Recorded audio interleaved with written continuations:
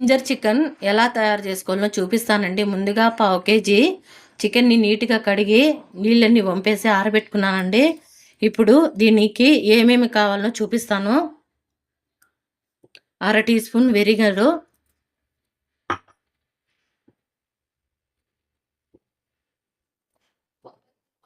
అర tea spoon soya sauce, ఒక tea spoon cornflour,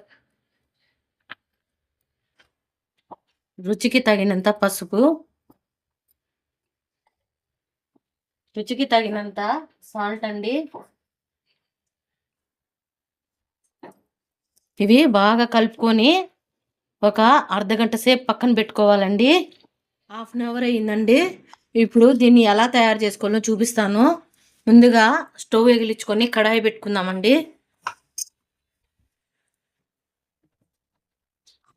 తగినంత నెయ్యి వేసుకుంటున్నాను నేను. మీకు కొంచెం ఎక్కువగా కావాలంటే వేసుకోవచ్చు. లో ఫ్లేమ్లో పెట్టానండి. ఇది హీట్ ఎక్కే లోపల వెల్లుల్లి రెబ్బలు, కొద్దిగా అల్లం అండి, చిన్నది ఆనియన్ అండి, 3 పచ్చిమిర్చి సగంగా తుంచాను. ఇవన్నీ మిక్సీ జార్లో వేసి మనం మెత్తగా గ్రైండ్ చేసుకోవాలి. ఇప్పుడు నెయ్యి హీట్ ఎక్కిందండి. లో ఫ్లేమ్లో పెట్టి ఈ చికెన్ని ఇందులో వేసుకుందాము.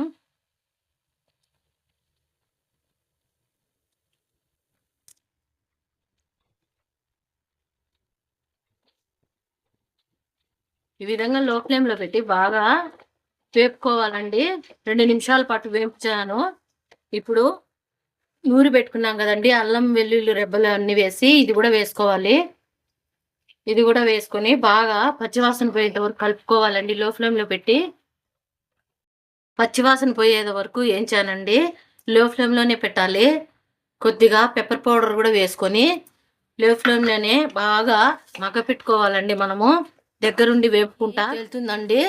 ఇది ఆప్షనల్ అండి. రెడ్ చిల్లీ సాసు ఇది కొద్దిగా వేసుకుంటున్నానండి. మీకు కావాలంటే వేసుకోండి, లేదంటే స్కిప్ చేసేయచ్చు. నెయ్యి ఎంత పైకి తేలుతుంది కదండి, దగ్గరికి అయింది. ఇప్పుడు దింపే ముందు తరిగి పెట్టుకున్నానండి కొత్తిమీర, అది కూడా వేసుకొని 1 నిమిషం పాటు వేయించుకొని ఒక ప్లేట్లోకి తీసి పెట్టుకోవాలండి. అయిపోయిందండి. 1 నిమిషం పాటు కొత్తిమీర వేసాను కదా, వేయించాను లో ఫ్లేమ్లో. ఇప్పుడు స్టవ్ ఆఫ్ చేసేసి ఒక ప్లేట్లోకి తీసి పెట్టుకుందామండి. చూసారు కదండి జింజర్ చికెన్ ఎలా తయారు చేసుకోవాలనో. చాలా చాలా సింపుల్ అండి. ఇది ఒక్కసారి మీరు కూడా ట్రై చేయండి. ఎలా ఉందో మాకు కామెంట్ పెట్టండి.